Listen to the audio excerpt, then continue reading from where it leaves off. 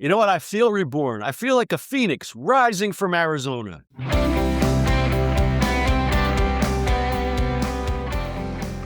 Welcome to Retail Focus, brought to you by 1459 PM. Retail Focus provides insightful, timely, and engaging discussions on the latest trends, news, and developments in retail, e-commerce, and technology. We aim to inform and inspire professionals, enthusiasts, and anyone curious about the evolving landscape of these industries. And now, here are your hosts, John Suter and Bart Mroz. Support for Retail Focus comes from Nerve Tonic Brand. Born in 2012 out of sheer boredom and questionable decisions, Nerve Tonic Brand has somehow defied the odds and logic to become a powerhouse online lifestyle brand. What started as a whim has transformed into a global hub of edgy clothing, snarky accessories, and unapologetic lifestyle essentials for those who prefer their style with a side of sarcasm. Sign up for the newsletter today to score 10% off your first order and stay ahead of the game with exclusive drops and discounts. That's nervetonicbrand.com, your style elixir. Hello and welcome to Retail Focus. I'm John Suter and I'm here with my co-host Bart Mroz. Hello, my friend. Before we get started today, Bart, why don't you tell us what your awesome thing is? It's 7 days till opening day of the Phillies. We'll have to talk about our recording schedule because we usually record on Thursday mornings, but I won't be here, so there's that. Fine. Yeah. My awesome thing, it's the first day of spring. You know what? I feel reborn. I feel like a phoenix rising from Arizona. Unfortunately, it's cloudy and gloomy and stuff. Cloudy and gloomy. But you know what? My awesome thing for real is birds. Birds are back. I love birds. We have a lot of birds. You know who also loves birds? Who? Vincey Jennings. I'm Vincey Jennings, and I love birds. Remember the bird feeder thing? Oh, yeah. Oh, God. Anyway, birds. The birds are back. We have a lot of active, very vocal birds behind my house. And last year, I got really curious about the birds because I like to feed the birds and they're very cool. I found this app called Merlin. It's by Cornell University. You basically, when you hear the birds, open the app, you tap record, it listens for the birds, and it correctly identifies the birds that are singing. Nice. Well, it's called Merlin ID.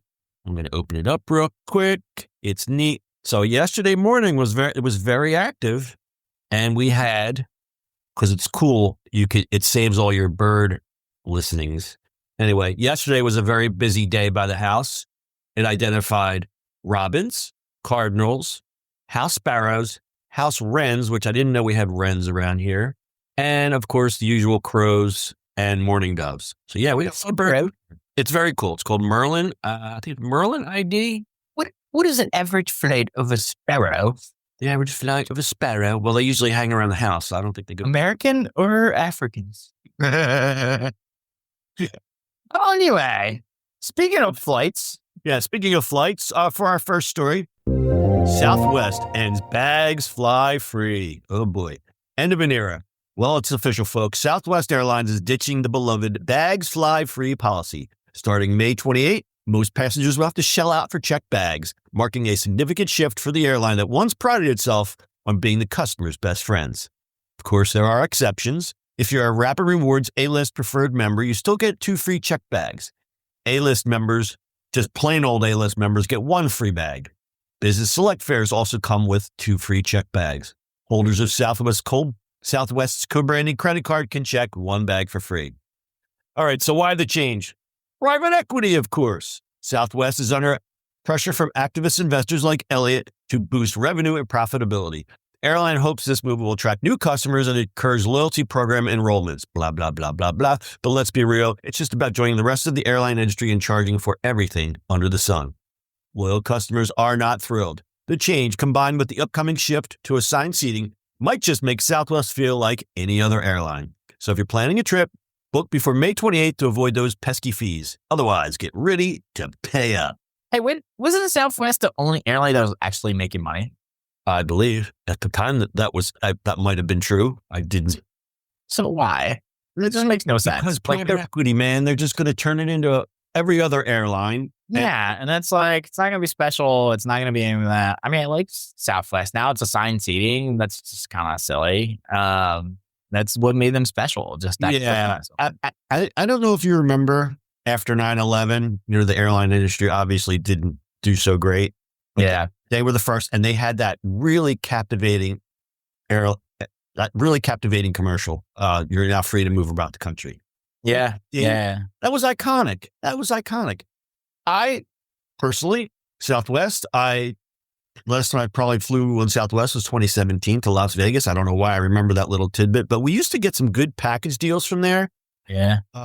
Anybody who knows me, I kind of fell in love with the Clearwater, Tampa area. And that was the airline that kind of got me there because they offered us a package at Clearwater Beach at the brand new Hyatt Hotel with airfare for like $1,300, which we couldn't. Yeah, it was nothing. Yeah. It was great. I mean, all of them are going a certain way. At some point, it's like, Spirit and Frontier and all that. And like JetBlue is even becoming a little different. At some point, you're like, well, what's the point of those airlines? Just fly the big boys, right? Yeah. Spirit just came out of bankruptcy, so they're ready to take on Southwest. I don't think I've ever flown them. I've flown Frontier once to Fort Lauderdale. That was a big mistake because with the baggage, it still wound up costing me the same as an American flight. So Spirit is the same thing. But you have to pay for everything, like literally everything. And yeah, like, lesson learned. So I know you have your preferences. I know you like Delta. I fly in and out of Tampa all the time. So American Airlines is the way to go for me. Plus, everything works out great. So I don't even price shop anymore because if I find a cheaper flight, it's got a layover, and I don't want to take 15 hours to get to Florida. Yeah, I mean, it's funny because obviously I was used to be American because I lived in Philly, so it was U.S. Air became American, and then through COVID I lost all my like status because I didn't fly anywhere. And then everybody around here like we went with Delta. It's fine, it works. I like Delta. And I fly United here and there for work. But and then like it was the same thing with like. I mean, also that stuff has changed, like having access to lounges and stuff like that. That has changed a lot too. Like it used to be like, it's great to have a lounge because you're like, it's the same kind of money. You're going to spend food and stuff like that. Like at some point, the budget stuff doesn't make sense anymore. I mean, you're going to take luggage, you're going to take a thing. And like the Spirit Airline stuff, how many people go, well, this bag is too big for our thing. You have to pay up like $50. You're like, it fits in the thing. Like you have these arguments. Right. And you're there. What do you do? Okay, let me just throw some of my clothes out. I just, yeah, I don't know. It's just a little, this whole, I don't know. At some point, it's like, where are we going with this? Yeah. It's unfortunate because you look at how they do air travel in Europe and Asia. I mean, you have Emirates. Have you seen the commercial for? Oh, well, yeah. I mean, you're paying for that. I mean, the European ones. I mean, I've heard Ryanair coming into the U.S. at some point. That'd be a thing. Did they put the seats inside the plane yet, or are they still doing the open carriage? We can make fun of Ryanair, but if you think about it, it's also short distance, not like here. Right. I mean, here we consider Florida a short distance. Yeah. You know what I mean? Like from us, from Northeast, like that's what we consider distance, right? Because the 2.5 hour flight is short for us. Sure. Whereas in Europe, those flights are an hour of that. You know what I mean? Like, right. So there's a difference between like Ryanair is just a commuter air, basically. Well, they also compete against rail in Europe because rail is so much more efficient and dependable and safer to a lot of people. All right. So there's an anecdote that I discovered about Southwest, and it wasn't even related to this story. I was reading a book. The book's called Traction. I'm going to have to lend you this book part. It's pretty cool. Mm-hmm. So there's an anecdote about Herb Kelleher, the legendary former CEO of Southwest Airlines, known for his humor and customer-centric approach. A dissatisfied customer named the Pen Pal would frequently write complaints to the airline about various aspects of its operation, everything from the boarding process to the casual uniforms of flight attendants. After receiving yet another letter from this customer, Kelleher personally responded with a brief note that read, "Dear Mrs. Crabapple, we will miss you. Love, Herb." The chain smoking CEO, man. Herb was a legend, man. Yeah, so that's kind of a legendary customer service. But his point was, we have a certain type of customer, and if you're continually not going to want to be that customer, Yeah. you're free to go. Yeah. Listen, bag, you can fly free. Well, I mean, Kevin, is it Kevin? No, with Nealon, which was JetBlue. He used to work for her. That's where all I come. Yeah. Kevin Nealon from Saturday Night Live ran JetBlue. Cool. I mean, he has like multiple airlines now and stuff like that. But yeah, I mean, it's, Herb was an interesting character. Yeah, I'm going to have to look. I'm sure there's some books about him. He seems like an interesting cat. Yeah, he definitely is. Moving on. All right, next story. Alexa has got a big update coming on. Alexa is pulling the plug on its do not send voice recording features for Echo devices starting March 28th, 2025. What does it mean? It means all your Alexa commands will now be sent to Amazon's cloud, whether you like it or not. Sure, they'll delete the recordings after processing, but privacy advocates are understandably unimpressed.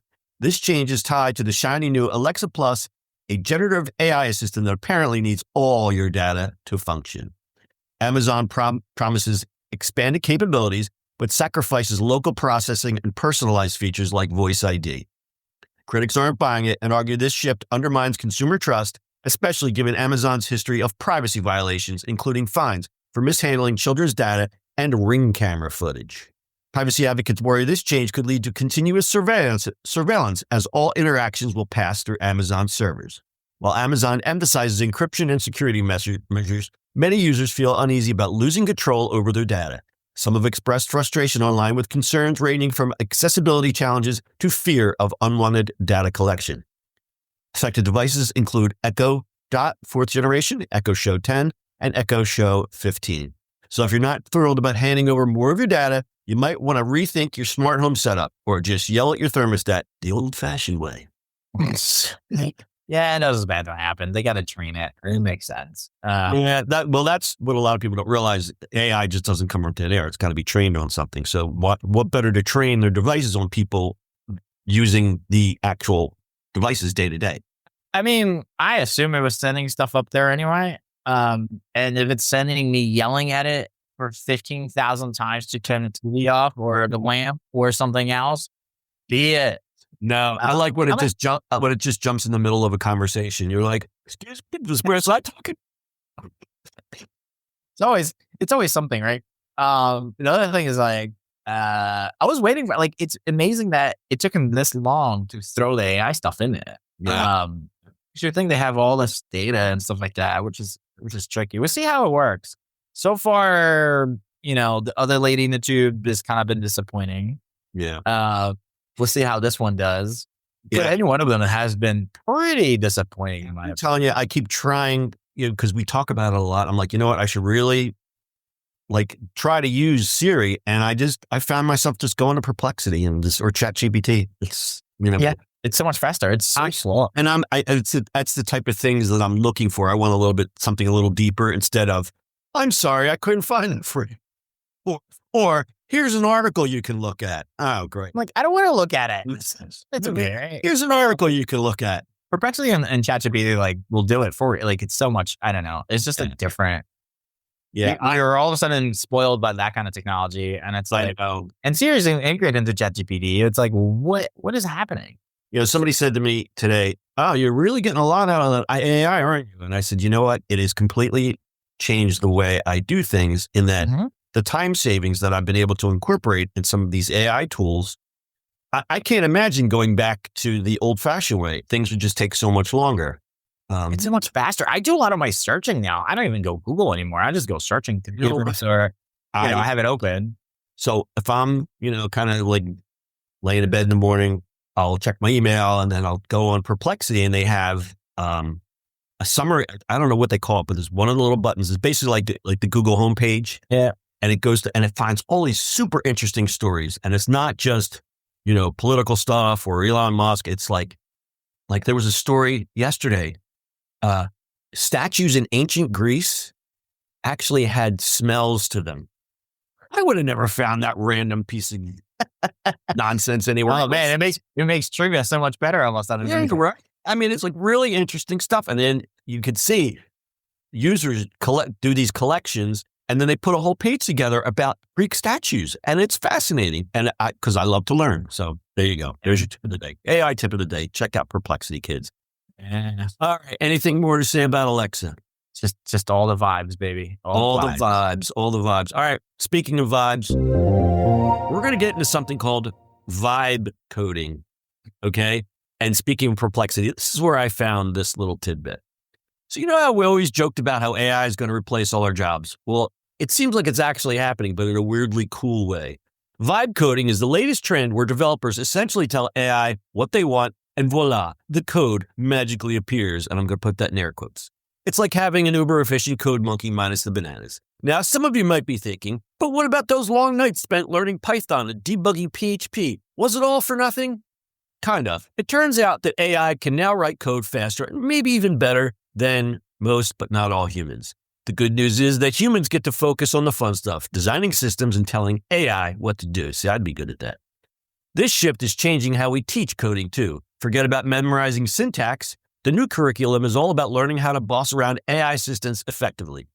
And let's be real, there are some pretty big benefits here. Dev teams are more efficient, projects are getting done faster, and the industry is more accessible to people who may not have been interested in coding before.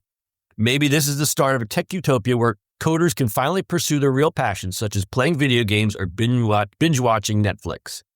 But the flip side is that it raises some pretty deep questions. What does it mean to be a developer if AI does all the grunt work? Are we just too lazy to do the tedious parts ourselves?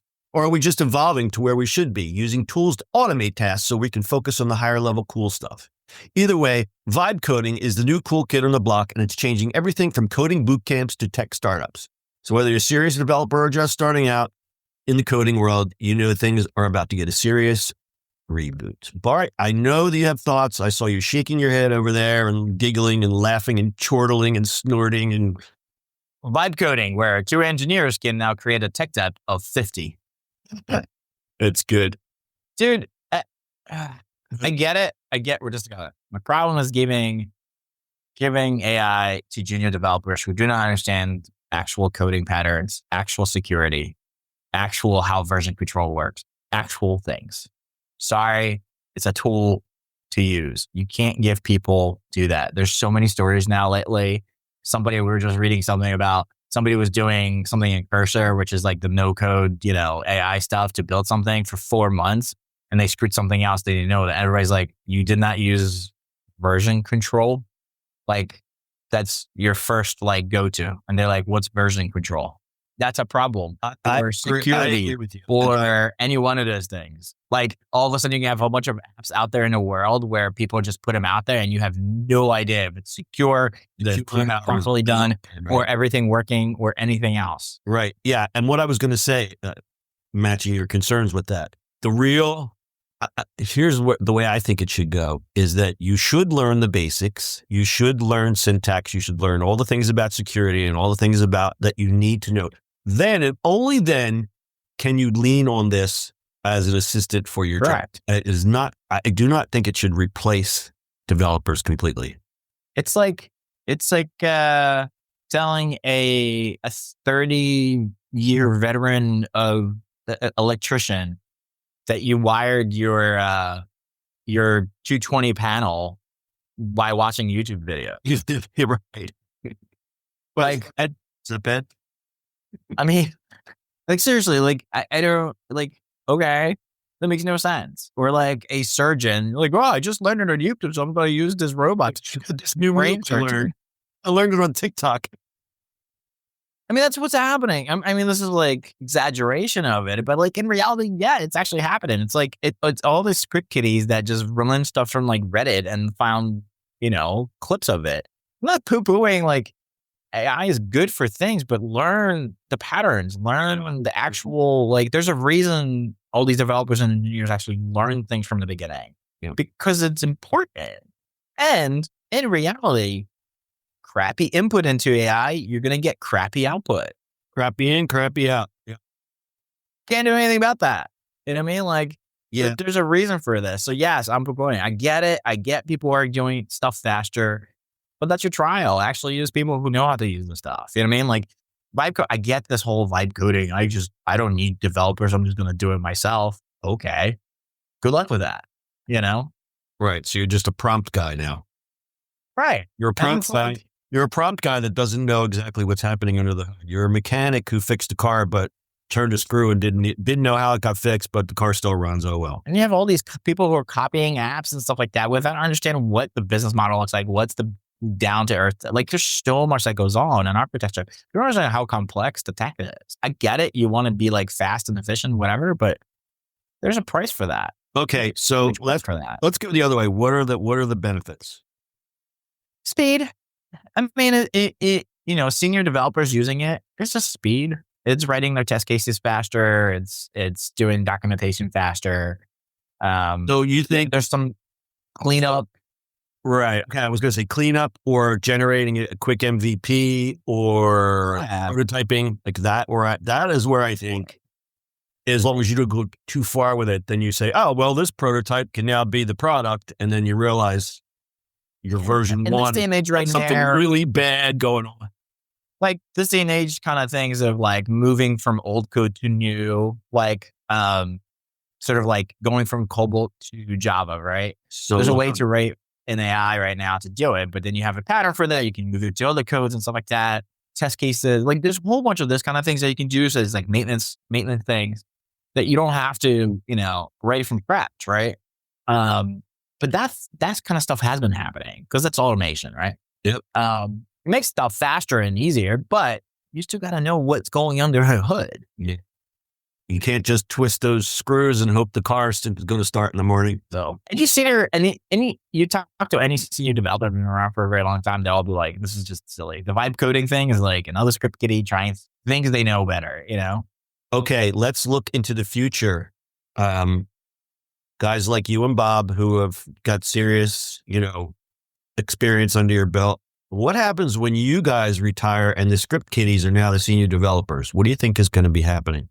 Well, that's a problem, right? I don't know, man. I don't think that's going to go away. There's plenty of people who get trained properly. There's definitely those kind of things where it's going to come up. I mean, but that's, what? This kind of stuff happens every single cycle. I mean, as we've seen this over and over and over. We've been in tech for so long. It's not the first time we've seen this. Yeah. And I'll draw an analogy to what's happening in the design market now. I read something this morning that to really stand out as a designer anymore, you have to create things that look like, because everyone is so, and we're talking on the corporate level. Yep. When you're trying to present something, you want to have a differentiation, and everything is starting to have that AI look to it. And now companies are starting to hire people that have more of a traditional art background or style or something that looks more organic. So I guess the analogy is saying you have to fight harder to look more natural than you do than just be AI. Sure. I mean, that's everything, right? That's in writing too, right? If you start not using AI to write, you can see it. It's not that hard, right? Like, but that goes for design, that goes for writing. There's like, be human being, right? Use the tool for what you need it for. I would say it's a little slightly different in the development work or the coding world because of security, right? Because of this kind of thing, right? It's payments, it's security. Those kind of things are, I think, a little more higher than that, right? Like design work, it's, not diminishing that, but there's a difference, right? I know. You design one thing, it's not going to break, like, you know what I mean? Like, yeah, well, see, that's why when I was a young struggling artist, I also wanted to be a coder. And I learned very quickly that you can't skeet and scat and ski bum the bow on code. It's got to be perfect. Whereas an artist can just spill a little paint and throw a little thing around here and there. It's a lot different. So, and I'm not diminishing style and understanding user experience and that kind of stuff. It's just, security wise, the code is a little more. And in this day and age, security is probably front and foremost of what everyone should be worrying about. Yeah. Because the last thing you want is one of these vibe coders did an app and somebody puts their credit card in and it gets stolen really quickly and it was happening. Like somebody was posting and was like, oh my, he's like, I posted, there's a whole thread of somebody posting. It was like, oh, I did this. And then 2 days later, oh my God, I just got killed because everybody's hacking my app on the thing. And he's like, and they're just doing it for fun because they're proving you that you're you should not be doing this and actually have some skill. Oh, man. Oh yeah. There's a whole thread about That this. is frightening. That is frightening. Yeah. But I mean, the people were not like hacking him. They were just like in the, whatever the app this was, like they were just writing messages in, like They're toying with the man. Yeah, well, they were definitely toying with him. That's a shame. All right. Anything more on vibe coding? No. All right. Learn, if you're gonna do it, learn good pattern, like actually learn thing. Learn patterns, learn syntax, learn the Learn. basics, man. Learn security. And you know what? And we may poo-poo the YouTubes, but there's plenty of YouTube out there that can get you closer than you were before. Correct. Continuous learning. That's what I'm all about. Continuous learning. All right, we're going to close it up. We're getting close to 30 minutes. That's it for this week. We hope you learned something, but if not, at least you wasted some time. Next week with more questionable advice and unsolicited opinions. If you enjoyed this episode, please rate, review, and subscribe. If you prefer the video experience, you can check out the YouTube channel. And lastly, check us out on the socials. We are on Bluesky, Twitter, Facebook, and sign up for our newsletter where you'll get extended show recaps and behind-the-scenes info on the show. Links are in the show notes. Bart, closing thoughts. Yeah, I always love it. Bluesky.